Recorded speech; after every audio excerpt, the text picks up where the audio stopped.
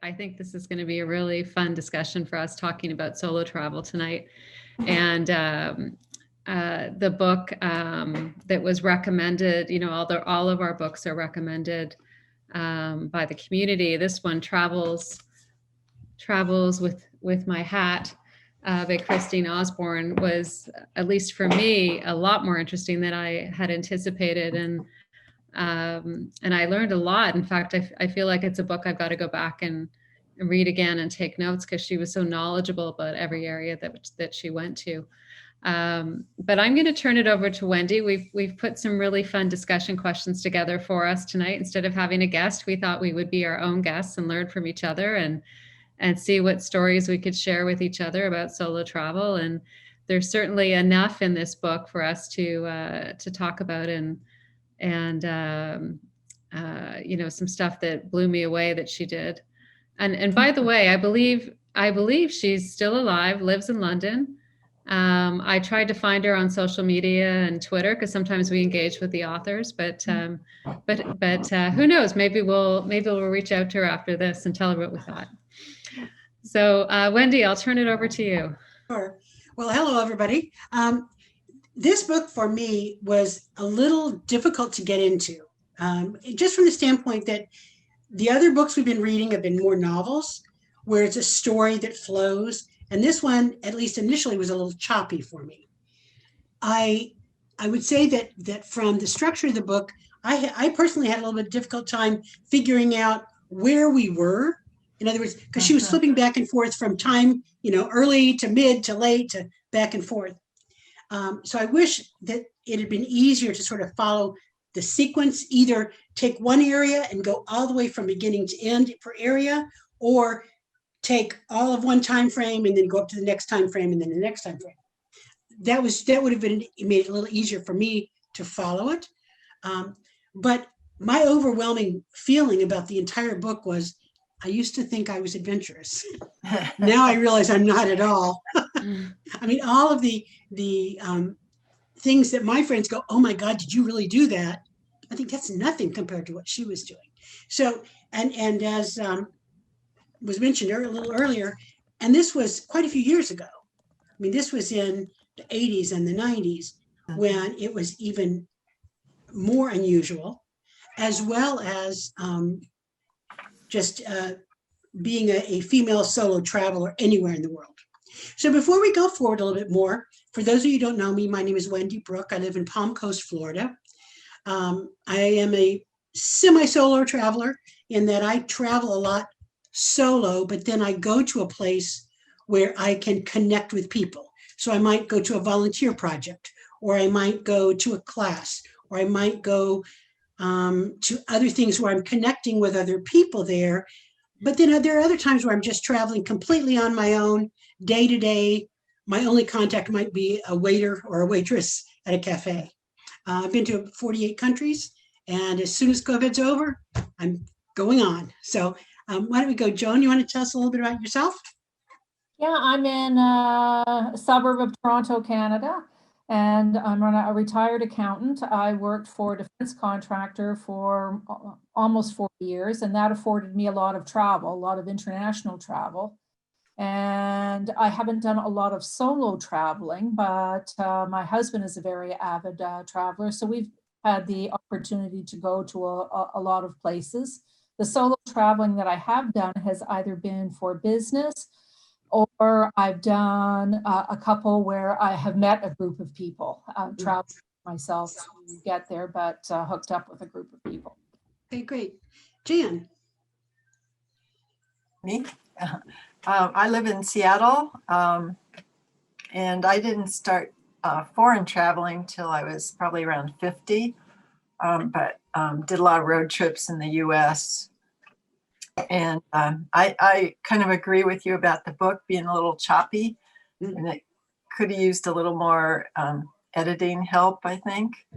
But yeah, it did. It was sometimes when she's talking about all the Arab names and stuff, you get a little lost in all that stuff. And but I did enjoy the book, and I went to Morocco last year, so I especially enjoyed the last chapter. Okay, great. Jane. Hi, I live in Pompano Beach, Florida, near Fort Lauderdale.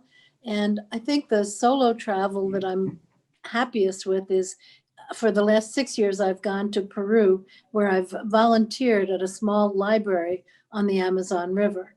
I go as a solo person. And of course, I'm staying at a lodge and working with a librarian and working with the children. But it is my own project. I'm not part of a mission or anything like that. I'm not going this year, of course. Hopefully I'll be back to that next year. Thank you. Wendy? Hi, another Wendy. I'm Yes. Wendy Ludwig, and I'm new to this group. I didn't get through the whole book, but I got about halfway through it, I think. So I thought I'd join in anyway, just to kind of get familiar with the group. And I traveled a lot for work when I was working as an international tax person. And most of that travel was not so fun because I didn't have enough time to see the places I went. So as soon as I left the corporate life, I started doing more travel, some of it on my own, some with a friend, some with my daughters. And I live on the Oregon coast. So it's a beautiful place to be quarantined. I can walk on the beach, and it's going to start raining pretty soon, and it'll rain for months. So I'm enjoying every minute I can be outside right now. Welcome, Wendy. We're glad you joined us. And it's fine you only gotten halfway through the book. We have anybody, whether you've read the book or not, can come and enjoy the experience. So that's fine. Oh, by the way, this is my broken arm. Has nothing to do with travel, but it's so from time to time I'll be sitting like this just because I have to have it elevated. Randy. I'm afraid I had a hard time connecting, so I don't know where really. The question is just sort of introduce yourself to the rest of the group, and maybe just a little bit about your international or solo traveling, if you've had any. Hooey. So my name's Randy. I live in Philadelphia, and I've been traveling, I don't know, since college, really. I went to school in Madrid, and I've had a travel bug my whole life. So I've been not everywhere at all, not everywhere I would love to go. I feel like I've barely put a dent in my bucket list, but I've been I travel. So I don't know. I don't really know what else to say. I have been to Morocco. Of the countries, I actually really enjoyed the book. I loved the way that each chapter focused in on a country. And I loved the way that, if she had been to that country at numerous points in time, that she kept all of that in that chapter. And, because my only experience with the Middle East is Morocco. And I loved Morocco. So the Morocco chapter, it was like I could really, even though I know I was there last year and her points in time were varied, I felt like just based on the unit of Morocco, it made me feel like the other chapters were probably true, that I felt like she really was able to give you a strong sense of that country. And I really loved it, actually. I felt that it really made me feel like at least I was experiencing these countries in some way, and it really satisfied that yearning in me to get on the road. Okay, great. Thanks. Mary?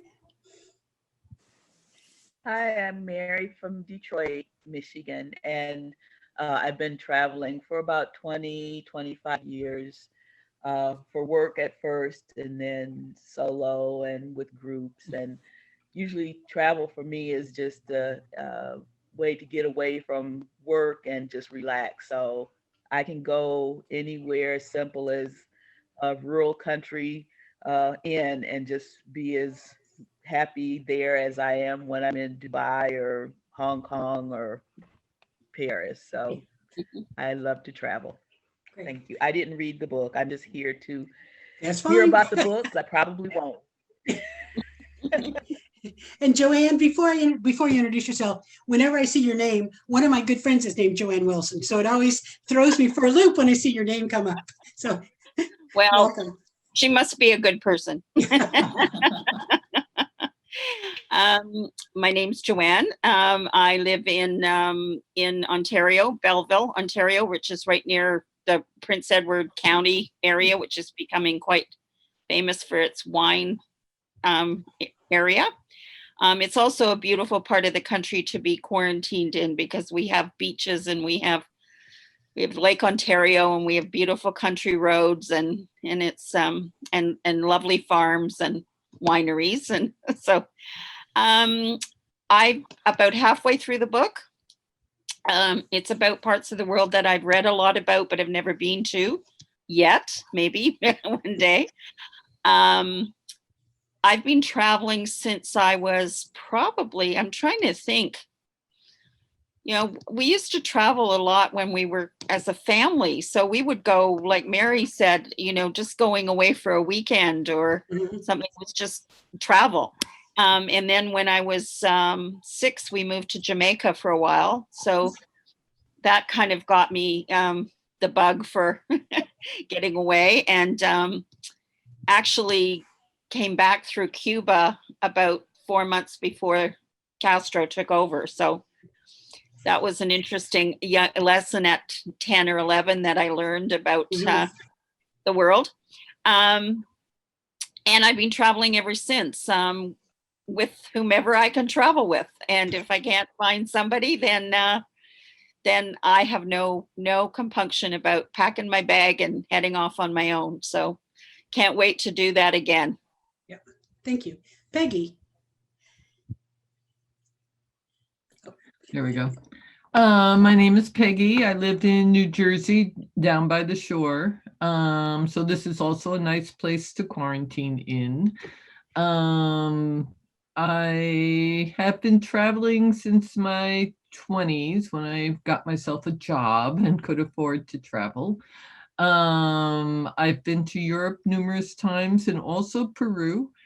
And I miss it. You know, I often travel with my daughter now, who's 30, and we've been to Europe a couple of times. I love this group. I read the book about halfway through, and I'm siding with Wendy. I wish she had, like, I don't know, spread it out or something. I think each chapter could have been a book, you know, if you just expanded it, you know. But I did sit there with Google on one side and the book on the other and looked up each place and looked up words I didn't know, you know, and I'm like, oh, so that's where that is. And I've been to Egypt years ago, but, you know, so I knew some of those places, but it was interesting. I found the book interesting after, you know, I got into the rhythm of it. No, I agree. Once you got into the rhythm, and it's a little easier, but at first it was very difficult for me to grab onto. So let's talk about one of the questions that we posed on the website is that Christine talks about that she dreamt of traveling as a child, particularly because books inspired her. And were there any books that inspired you to travel as a child? I'll start with I have a couple that I think of. I don't know why. I always have been interested in archaeology. And I think I was about 10 years old, and my parents for Christmas gave me a book on Masada, which is in Israel. It's a historical site in Israel, and with beautiful pictures and talking about the site. And I always dreamed that would be so wonderful to go there. It was so foreign to me. It's a King Herod's, a palace of King Herod's. So lo and behold, in 2000 or maybe 1998, 1999, somewhere in there, I did go to Israel. I did go to Masada. And as I was walking through different sections, I could remember the photograph from the book and then seeing it in real and just sort of wanting to touch it. So that was one thing that really struck me. I also remember in the 70s, Time Magazine, which is not a book, but it's Time Magazine, had an article about, and it was on the cover of Time. I can really picture it in my mind, was the, oh God, what's it called? The Xi'an in China, the soldiers, the, I can't think what they're called. But anyway, the 10,000 warriors that had been uncovered in like 72 or 73. And it was the same thing to me, thinking, oh, I'd love to go there, but of course, I'll never be able to go to China, so forget that. But I remember reading it and thinking, oh, this would be so fascinating to see. And then when I spent a summer in China and got to go see them again, it was that something I had seen years and years before, to be able to then confirm it and see it in person was really exciting. So The Terracotta Warriors. Terracotta Warriors, that's what it was. Yes, thank you. So anybody else have a book or something that from when they were young that took them through as they got older? Well, oddly enough, I read the book Mrs. Mike, and the thought of going away to, you know, the Canadian, you know, outback, whatever you want to call it, was just so exciting to me. I was in Staten Island, New York, and, you know, and anything was better than Staten Island, New York. And that sort of told me I was going to explore my life. Yeah. Okay. Jane, you had something also? First of all, I loved that book. I remember crying through the end of that book. Yes. I loved it. When I was maybe 12 years old in the mid 60s, my uncle gave me the Time Life World's Great Religions book that was a coffee table book. And it was beautifully illustrated. And I just spent hours looking at that and looking at the locations where these things were and wondering if I would ever be able to see any of that, and hoping that I would be able to. And then Dr. Dolittle. Ah, yes. Yes. Of course. Okay, anybody else have some thoughts of their childhood book experiences that may have spurred a thing? I was just looking. One. Okay, well, you're talking, I'm looking because I think I know in my bookshelf here. Oh, there it is. Here's my book right here. One of my favorite books as a little girl was Heidi. Oh, yes. Oh, You remember Heidi? It's a sweet story about a Swiss girl. And I also love The Sound of Music, of course, film. But when I got to college, I didn't really make the connection in my mind at that time. It was probably subconscious. But for some reason, I took an elementary German language class as a freshman in college, and I ended up spending a semester in Austria. And of course, traveled in Austria and Switzerland and around that part of Europe as a 19-year-old. So I think those early stories of Heidi and The Sound of Music, you know, were extra special for me when I got to spend time in Austria and Switzerland. Yeah, I remember from The Sound of Music, the fountain where they run around. I remember when I was in Switzerland and seeing the fountain and wanting to jump up and run around it like they did in the movie. But of course, Yeah. See, here's the book. Here it is, Masada, that I received in like the mid 60s when it was first uncovered. So I still have it in my treasured library. So. Yeah, so I think it's true. It's not just books, it's movies that spur us on to see different cultures and realize that people are different than us. It sparks that thing of curiosity. One of the things that I found interesting, and I'm going to bring it up in terms of my solo travel. I've been traveling all my life, but my solo travel started when I was working, and I was working internationally, and I was this was like in the 80s. And I was going to Europe about once a quarter. And what I would do is whenever I would go to Europe, whatever country I was going to for business, I would book a vacation for 3 or 4 days before and 3 or 4 days after. So it was a little bit of solo travel, but then there was some business in between that took me there. Plus then the company could pay my way over. And so I could have 3 days before and 3 days after and really get to see that place. And when I would do that, I wouldn't necessarily venture out far. So if the conference was in London, I would just go and see London. If the conference was in Paris or Tehran or wherever it was, I would just stick in that one area, but see it for a while. And that sort of broke me into solo travel. So it was sort of semi-safe.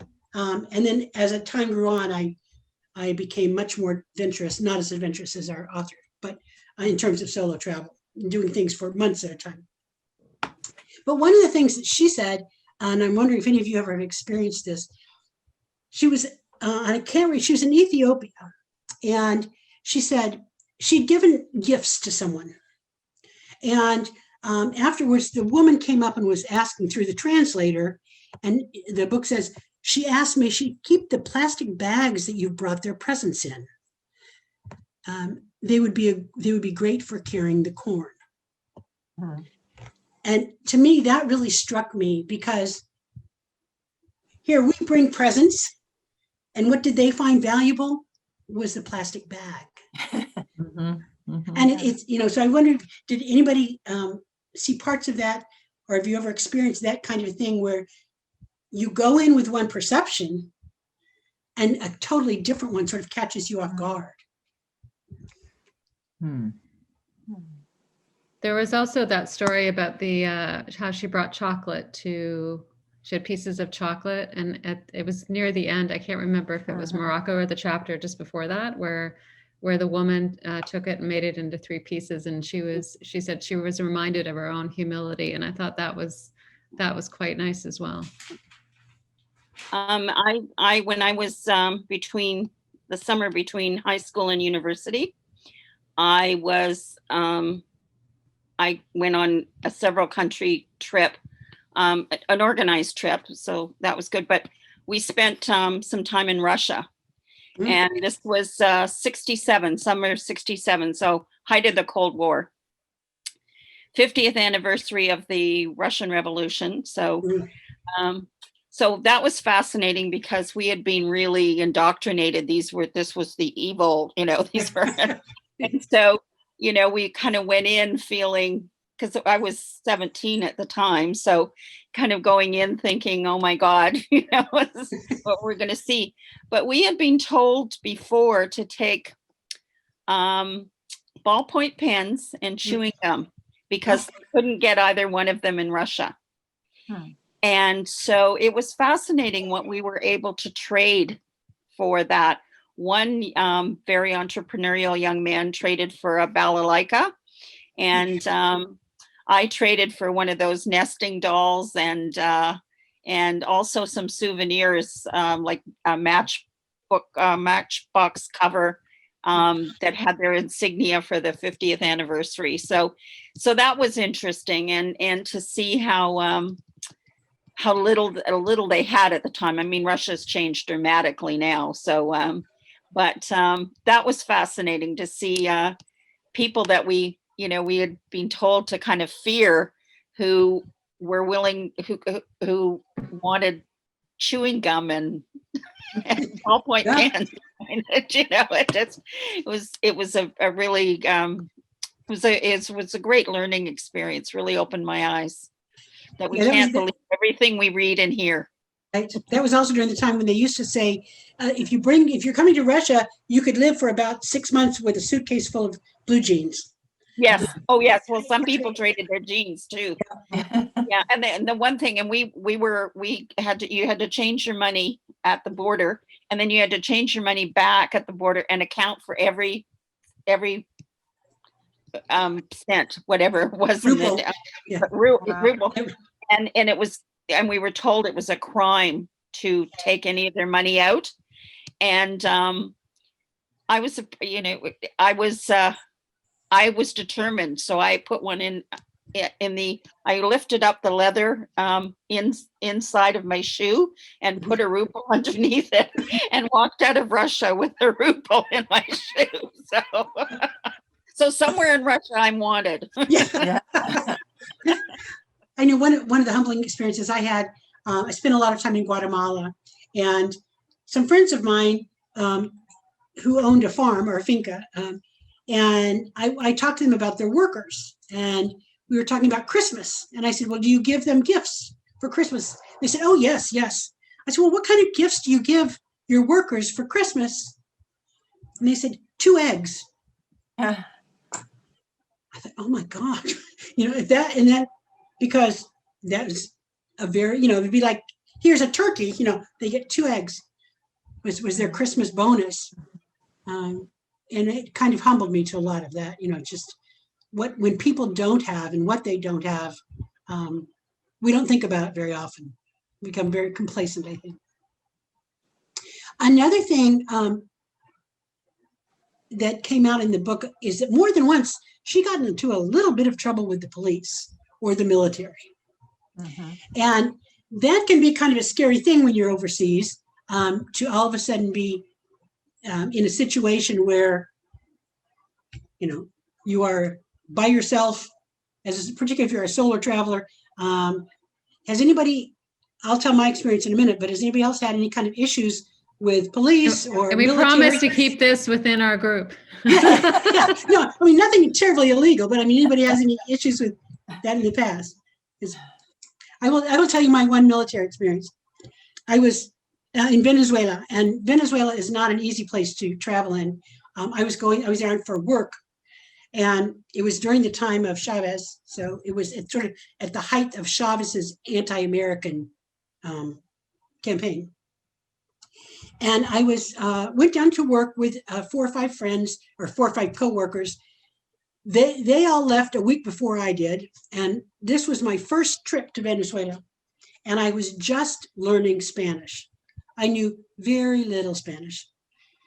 And so I was ready to leave. And I'd had a great time. I'd been there about 5 weeks at work, but every weekend we would go and do something. And I bought a whole suitcase full of souvenirs. And when I got ready to leave, the people where I worked took me to the airport and dropped me off. And I was sitting waiting for my plane. Now I knew I would they do a physical pat down. I mean, physically, it's not, you don't walk through. I mean, they have 2 guards physically patting you down and checking everything. And I'd been told that, so I was prepared. And I was waiting for the plane to be called. And all I could hear was on the loudspeaker, Brooke Windy, Brooke Windy, because of course I did not understand what they were saying. So I went up, I took my passport and I went to the counter and I said, Brooke Windy. And the guy went, ah, and he went, and up came 2 military guys with their guns and my back and started telling me what to do. Well, I had no idea what they were saying. So they just pushed with their guns in my back, and I realized I should go where they wanted me to. So here we are walking through the airport, and it was a smallish airport. So it was quite a scene, I guess you would say, with 2 military guys with their guns in my back walking me through the airport. And so I was just walking wherever they were forcing me to go. And we got to the front counter where you check in. And I turned around and I said, like, what? And they poked me up. And I said, what do you want? So they had me get up. You know where you put your luggage where it gets weighed? They had me get up on that. Now, let me tell you, it's embarrassing walking through an airport with a bunch of guys with guns at your back. It's worse when you have to see, when you're an overweight, middle-aged woman getting up there and having the whole world see your weight be flashed up against it. So I got up there and I stood, I was like, what? And they pushed me off again. And so they pushed me through the little, opening. So now I was back behind where the people were, or where the counter was. And they pushed me up onto the belt where the luggage was. So I got up on the belt and I'm like standing there like, what am I supposed to do? And they were walking alongside me as I was like going down the little luggage belt. And there were the plastic stripped curtains where the luggage goes through to the outside. And we kept going and I got there. And so I ducked down and went under it. And at that point, I thought, now I'm probably in trouble because now I'm outside. I don't know where I am. I don't speak the language. These guys have guns. And they started pushing me and they took me to a little building. And I have to understand that at this point in time, this is where there were protests in the street and anti-American everything. And we went into this little hut. And in the hut was a table with my suitcase. And they poked me and I realized they wanted me to open it. So I opened my suitcase. And they would take their gun and pull out something like a pair of pants and say, chaos, what is it? Chaos. And I'd say, a blouse, it's a blouse, it's a blouse. The next thing, chaos, pantalones, pants. And I'd show, and one by one, they just start taking everything out, using their gun, not even their hands, just their guns to take stuff out, hold it up, and then throw it on the floor, including a hammock, which I bought, and trying to explain to them what a brassiere was, all these kinds of things. And once everything was out, the suitcase was out, they said, okay, and they left. So then I had to pack it all back up, and I walked back in, I was still shaking, walked back into the airport, went through the security and got on the plane and left. But, it was at one point I realized I wasn't really terrified at any point in time because I was just going. I mean, what could you do? You had to just follow what was happening. So that was one of my first solo. The next time I went to Venezuela, I didn't leave the airport by myself. I made sure one of my friends was with me. And I ended up going back to Venezuela like 6 more times that year. And but that was the only time I ever had any issues. Of course, my Spanish was better after that as well. But it can be frightening when you're in a different country and you don't know the people and you don't have a phone and you don't, you can be kind of alone. So I thought the author was good at de-escalating those kind of situations. There was one incident, I forget where she was somewhere where she wasn't supposed to be. And she says something about, well, let's have tea, or can we have tea? And then, they he just let her go, after they had tea and discussed things. So, yeah. So what kinds of things do people do for security when you're traveling solo, or when you're traveling non-solo, when you're in a place by yourself?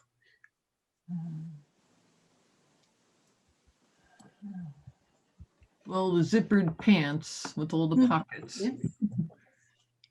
And a lot of times I'll do the zipper pants and I'll safety pin the zipper onto the sides, I safety pin all the zippers onto my pack as well.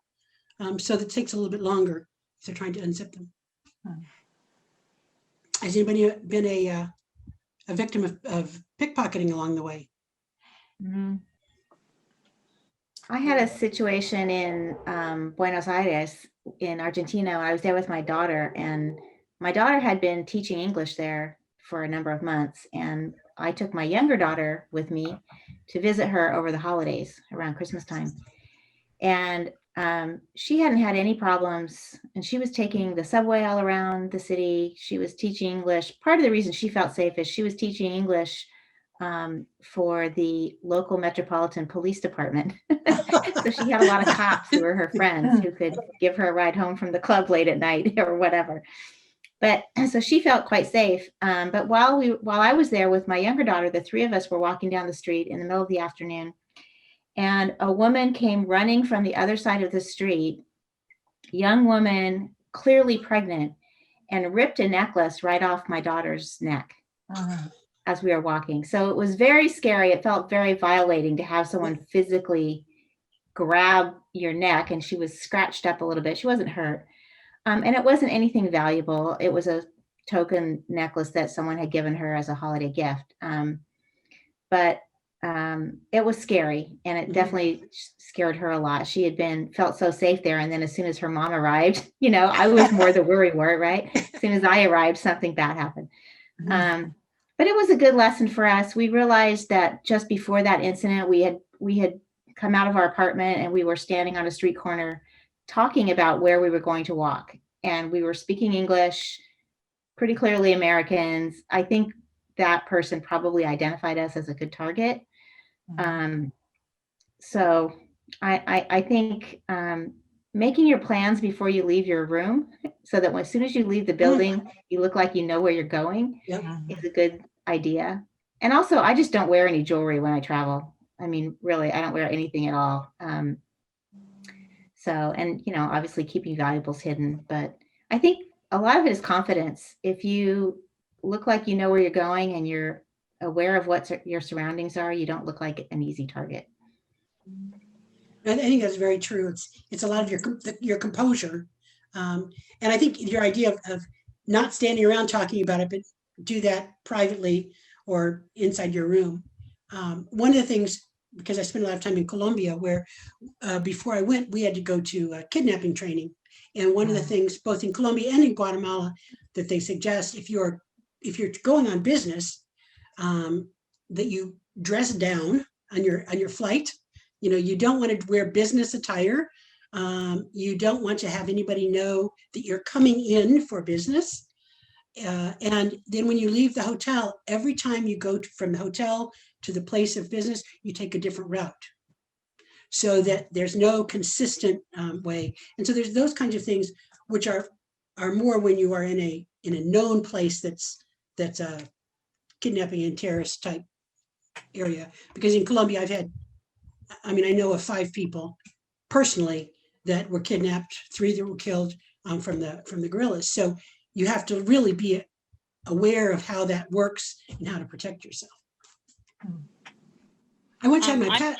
Yeah, go ahead. I'm sorry. I was just going to say, I always try to really understand the geography of where I am, of the city, and get a sense of, you know, the main roads and where north, south, east, and west is, which is kind of hard to do in some places. But it first of all, it gives you that sense of confidence, you know where you're going. And the other thing is, it's saved me a few times being scammed by taxi drivers, in New York's notorious for it. Florida, in Miami as well, and a couple of other places where you just say, well, you know, don't take the FDR, take something else, and you kind of act like you know what you're doing. Then you're taken less advantage of. So it's just again, it's having a sense of where you are and giving yourself some confidence. So, well, along with that, one of the things I do when I'm traveling, it depends on where I am, but if it's a city that has like hop on, hop off buses, that type of thing, like many big cities have those now, I'll take that day one to just get sort of a lay of the land. And it also tells me what I might want to come back to or not come back to. And now I'm sort of know where I am within the geographical area, which will help me to sort of ground me a bit. So, but I've had the taxi issues in Istanbul a lot because I didn't know where I was going, and just taken for a ride, you know, financially. You start to see the same buildings. You think I've been here before. I know my sister who travels quite a bit. She usually uses Uber because then you know what the price is and it's just between here and there, and what route they take doesn't matter. Right. One of the things in the book, and I'm going to give another quote and then we can talk a little bit about it. I was surprised that she was as tolerant and as calm so many places that she was. But at one point she says, back in Lahore, it was clear that I'd reached the end of my tether. The boiled eggs were raw, the toast was cold, the pot of tea was weak. I so much looked forward to having a civilized breakfast at Folletti's. At Folletti's, that a hissy fit was the result. And detained from photographing the Torah High Council, I burst into tears. Sometimes when we are in a foreign place, it gets overwhelming and it's just too much. And we can get sort of that, have you had any of those kind of situations when you're traveling where it's just, that's it. I just want to go home. I just want to have a nice, comfortable bed, food that I can eat, you know, a television I can listen to. Anybody have thoughts on that level of frustration sometimes, which can kick in even if you're in a wonderful place that you just want to go home? You know, I have to say I've had that experience more when I was traveling in the US than outside of the US, where I just got frustrated with whatever was going on around me. Anybody else have issues with that? Yeah. Another thing that Jane. I've more gotten tired of my travel companions when I'm traveling with people. I was on an OAT tour in Morocco, and I just did not want to do whatever that event was that night. I'm going to stay here and I'm going to get a massage. I'm going to go to the Turkish bath, and you all have a good time. And it was exactly what I needed that night. I know they had a good time, but I needed to just be on my own that night. A cup of soup for dinner and just be it. How many of you, just with a raise of hands, how many of you have solo traveled? Okay. And what are some of the reasons? I mean, what do you enjoy about, there are drawbacks and there are pluses. And I think Jane's brought up one of them is that sometimes you just need to get away from the others. What are some of the reasons why you enjoy solo travel? I enjoy it because I don't want to negotiate anything. Yeah. I just want to go, I don't want to be on a time schedule. And I don't want anybody asking me, well, what time are we going there? Or where are we going today? I just want to get up and do. And that's usually what bad connection. That's why I like to travel by myself. What about others? I'm kind of with Gives me Mary. a sense of independence that Yeah. I can do this, and I can go to the museum I want, or the shop I want, or the restaurant that really enjoy being by myself. Like, I don't mind being by myself. I know some like to have a group around them, but I'm fine being solo. And you get to spend as much time as you want in the museum or the store or the restaurant, Yeah. Yeah, you don't get rushed along by somebody, or when you've had enough, you don't have to sit and wait. Right. It's at your own personal pace. Yeah. Now, I'm what they call a slow traveler. I'm not extremely mobile. So when I travel now, I only really do like a half to a quarter day's worth of activities in a day. And then I need to go somewhere and just sit because I have bad knees. And so that's also another reason why I like to solo travel, is that I can do it totally on my own. What about safety? I know, Carolyn, you were talking a little bit at the very beginning about, some of the places where there's no handrails and that sort of thing. And I'm talking about safety in terms of your physical safety and not falling. But has anybody had experience with sort of the differences in culture and how safety is perceived? Well, I like to look down into a volcano in Nicaragua. I mean, right up to the top of the crater, looking right down into a red fiery volcano. It seemed extremely dangerous to me. There's no way that would be allowed the one in the I was national park talking in the about. United States. So just some of the places you can go and things that you can do, adventurous things, some canyoneering and things like that, where, you're doing some pretty, dangerous things and they don't have you sign waivers or anything. Kind of think, wow, a little bit different view of that sort of thing. Right. I would imagine too that a lot of she went to a lot of places that weren't safe, that probably have become more touristy now and have those things in place. And I always think it's interesting, as you're saying, Wendy, to go to a place where it is you are a little taken aback that it's still natural and you can still enjoy it without all the barriers and all the things, the gates and everything like that. And it's a little scary, but also really fascinating. That reminds me of going into Tikal and climbing up a pyramid, which for me was traumatic because I don't do stairs. And so, and they did have steps, but they were wooden and it was in the rainforest. So they were kind of covered with slimy moss, and it was 300 and some steps up, and they did have a handrail, which was very slippery and mossy. And it took me forever to get up them because I take them sort of one step, I go up and then I go up. And I finally got to the top because then you could go out on the pyramid.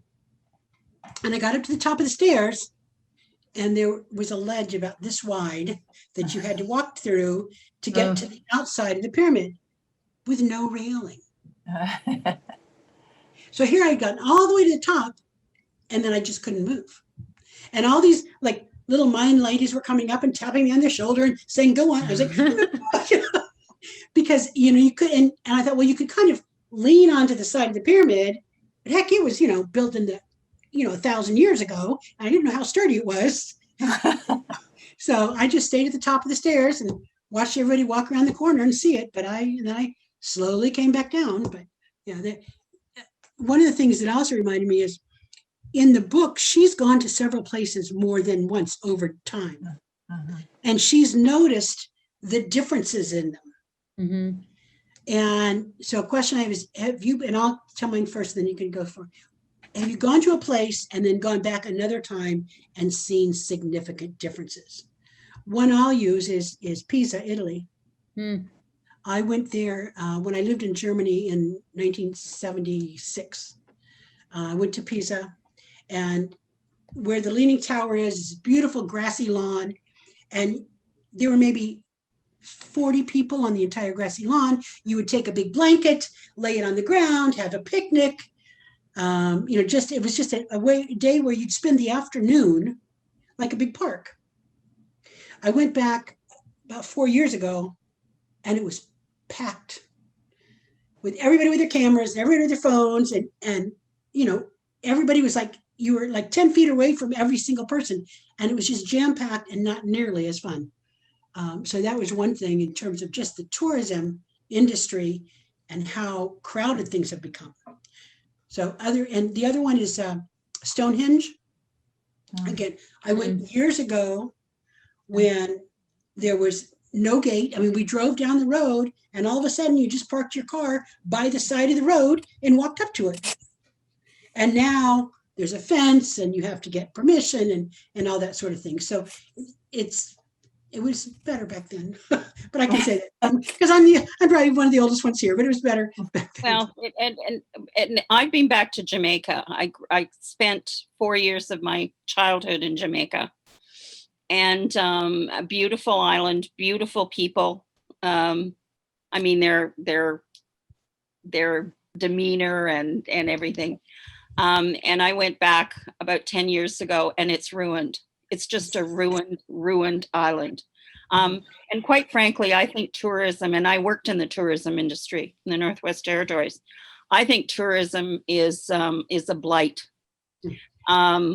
I think I wish I could travel now, because, places that you want to go, that you want to really savor, don't have tons of crowds now, but we can't go because it's not safe. So, and I've seen a few. We had a family cottage. For those of you who know Ontario at all, in Muskoka, which is known as God's country. It's one of the most beautiful places I've ever been in my life. We had a cottage there from just before I was born until 5 years ago. Muskoka is ruined. It's ruined. It's great big, mansions on the sides of the lakes with huge boathouses and people who never come out. And you never see anybody swimming. You never see anybody, and, flashy cars and resorts that don't look anything like a nice getaway to the country resort. They all look like something that could be in downtown Toronto. And it's just, when I see that, I think it's so sad. And it's made me realize that there's some places in the world that I wanted to go to that I now know I will never go to because I won't be able to see what I wanted to see there. So it's too bad. And I think those of us who love travel, I think that's why, this group is so good, because it's responsible travel. Right. And I hope that as we come out of this, we'll see the development of some responsible tourism, and I suspect we will. But Joanne, we're going to do a webinar on this next month, so stay tuned. I will. Thank you. I agree with you. Sometimes I think the difference between us being travelers as opposed to tourists, there is a different sort of mindset between a tourist and a traveler.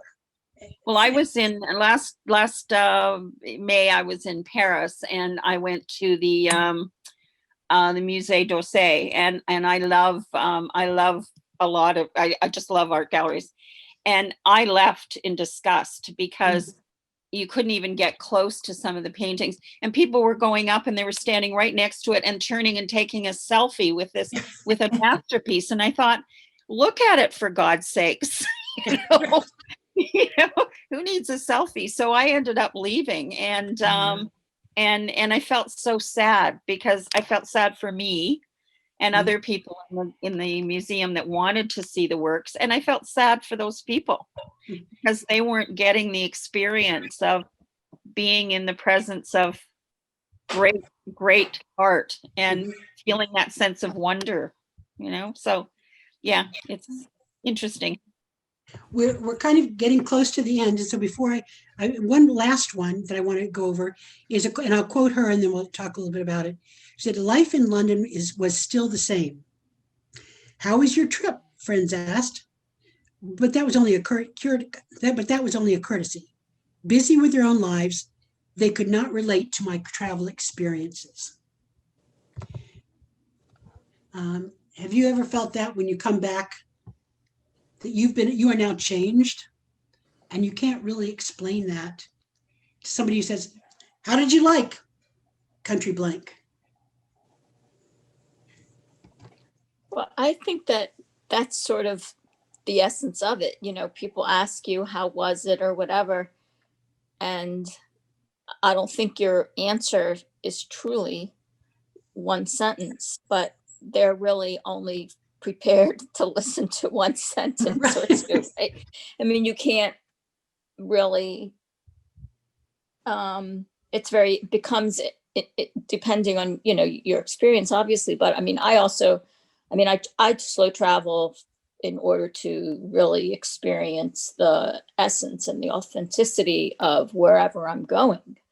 So it's like, you spend time there and you get really entrenched, or as much as you possibly can, in the daily life. And then it's not that easy. I mean, there's so much more you can talk about than a few sentences. So unless you're talking to somebody else who maybe shares that kind of an experience, other people don't really, I find, like, I travel alone because I ask my friends, do you want to come? And no, they don't really care to. I mean, they don't want to go away for so long. They don't want to do that. They're perfectly content to take a 1 week escorted tour or whatever, and that's it.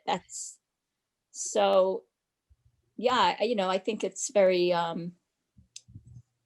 it becomes harder and harder to really share, to discuss, or to feel like you're on the same page, like people are really. I mean, I came back from my last trip. I don't really think anybody has seen, except for the pictures that I sent back as I was traveling and the texts or emails I might have sent back. I don't really think, and of course I came back to COVID, so that really complicated everything, but I don't really think I've had a real conversation with anybody about my trip. I like to tell people about the people I met instead of just what I saw. Because part of the reason I like to travel on my own is I'm much more likely to actually have real conversations with the people at my destination, rather than just talking with the person I'm traveling with. I'm more likely to strike up conversations and make a new friend in the place I'm visiting. And then when I come back, if somebody asks me, how was the trip? I have a person to tell them about, which usually surprises the listener because they're expecting me to tell them about some building I saw or some beautiful scenery. But instead, if I tell them about, I met this really interesting guy and here's what he does. And, I found people to be more engaged. And that's what engages me the most about travel, is the people.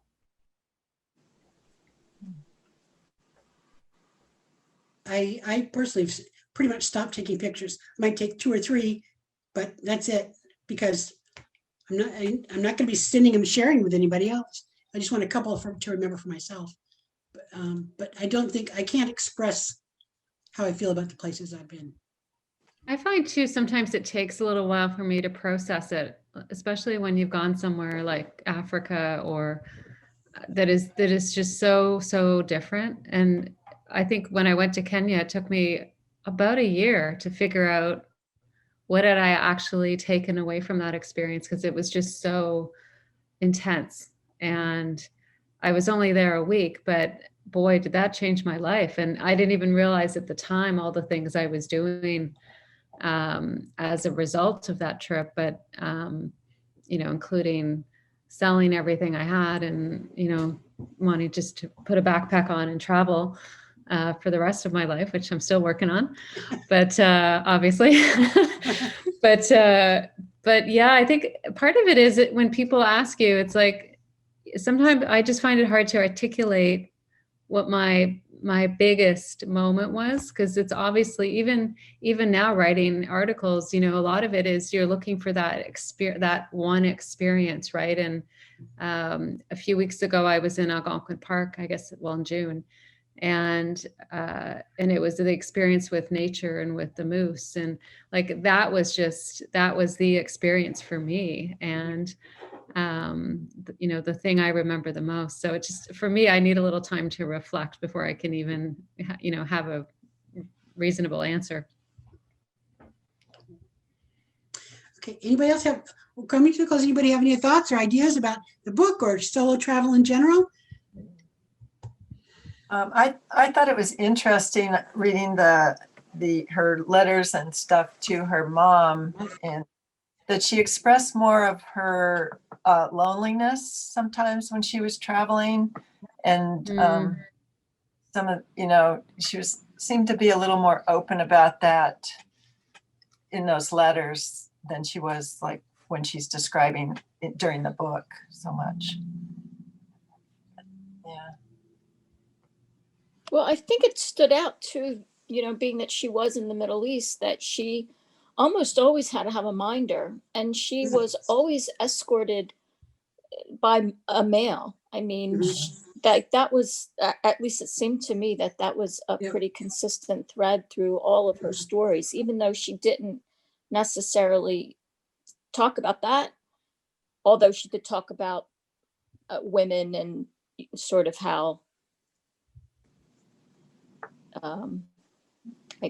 for lack of a better word at the moment, discriminated against they were, or just that they didn't have a voice. And she had a voice. She has a very clear voice. Yeah, one of the things I looked at throughout the book is even when she would say, here's how it was first, and then I came back and look how much it changed, and I'm thinking, and look how much it's changed since then. In the 30 years since, particularly in terms of women's roles, a lot of them, in some of the areas it's been increased, in some it's been more repressed, in some of the countries are more repressed than they were then. So I think if she were to take a trip today, or if any of us were to take that same trip today, it would be a totally different experience than it was back then. Yeah. Morocco wasn't that different. I don't know if, right? Would you agree? It felt sort of. Yeah, like, Morocco is probably, but I'm thinking in terms of some of the more, Ethiopia Yemen has gone through a lot. Yemen, some of those countries would be much more difficult. Yeah, Morocco, when I was there, the men wouldn't even look at you or address you or answer your questions. They would answer to the man and not look at you. And it was and it took me a little while to realize that was going on, because I'd ask a question and then it would be answered to my partner instead of to me. Yeah. And from a business standpoint, in some of the countries where I would go is, I'm used to shaking someone's hand, saying hello, and I was told, no, you cannot touch him. You can kind of bow to him, but so some of the business protocol in some of the countries is still pretty stiff. Although in some countries, from a business standpoint, there's sort of an acceptance of the Eastern or the Western woman as a Western woman coming there to work or to teach or to explain, or to be a consultant. They're treated differently than if they were living there. So, That's like that part in the book where the women were given male names when they were with the press corps, because they didn't, in the one country, they didn't know how to cope with women coming in. So they said Mister. Uh, Okay, I'll turn it back to Carolyn. Oh, Jane, do you have oh, some- okay. No. Well, That's it. this has been really, really interesting. I feel like first of all, we should have had a glass of wine Yeah. and had some photographs maybe. But thank you for all of you for joining us tonight and sharing your stories with us. Our next book club is in a month, in November, and it's a book called Mistress of Nothing, which is about Egypt, which I've already read and loved. And I forget who was saying they look at the maps as they read through the books, but Peggy, yeah, but I did that as well, reading this book. It was really fascinating to read this one. And we are going to have an expert on Egypt come on that call as well and share some experience with us. So, and then the other thing I just want to mention is we have community calls every Friday morning. So if you're interested in connecting, Friday at 10 a.m. Eastern. And then there's also a call for the folks on the West Coast that happens once a month. I think it just happened last week or the week before as well. So please join us on one of those calls, or let me know if you're looking for a way to connect, because we have these. Mary and Randy are often on these calls, and Wendy, and we have really amazing discussions every Friday morning and kind of get our weekend off to a good start. And then if you do have stories to share, we just put out a call for editorial about some of the places that you have been to that you would love to go back to, kind of postcards and memories and things like that. So just send me an email, and we'd love to interview and hear your story, or you can write a story for us. Carolyn at JourneyWoman.com. Okay, so thank you. Thank you all for spending your evening with us. Have a lovely week. Thank you. Thank you for doing it. Namaste. See you soon. Thank you. Thank you, Wendy. All right. Thank And one other thing Thank you, Wendy. Oh yeah, go ahead. One other thing I was going to say is probably within the next month, we'll be sending out a call for books for next year. So first of all, any books that you know of, let us know, that you're interested in us having for the book club. And what we'll do is we put those in a list together with some that Carolyn and I have recommendations on, and then we'll let the community gets to vote on them to decide which ones we should do for next year. What about the books that didn't make it, that were on the other list? Hi, honey. Well, we'll bring them all back and do another poll again and see what people think. I think we'll probably put that poll out in the next couple of weeks. And we'll start off with some suggestions, and then I'm also we've done a lot of countries already this year. I think we've done 6 or 7 countries. So we're trying to make sure that we do other ones as well. So we've already done Italy and France and Spain and Ireland, and we did the US, but we can obviously do more. So, I mean, the most important thing is let's find a good book that we enjoy and that we learn something from, that we're inspired by. I like the Especially in list these of times. films on the website too. There was a list on the website Yeah. of films. I've been kind of going through those and watched. Some of them I had seen before, but I enjoy watching foreign films. It's kind of a way to travel without having to go. Yes. You'll send any ideas in. I love it. It sounds great. Okay. Good night, Okay. everybody. Bye. Thank you. Bye. Bye. Save.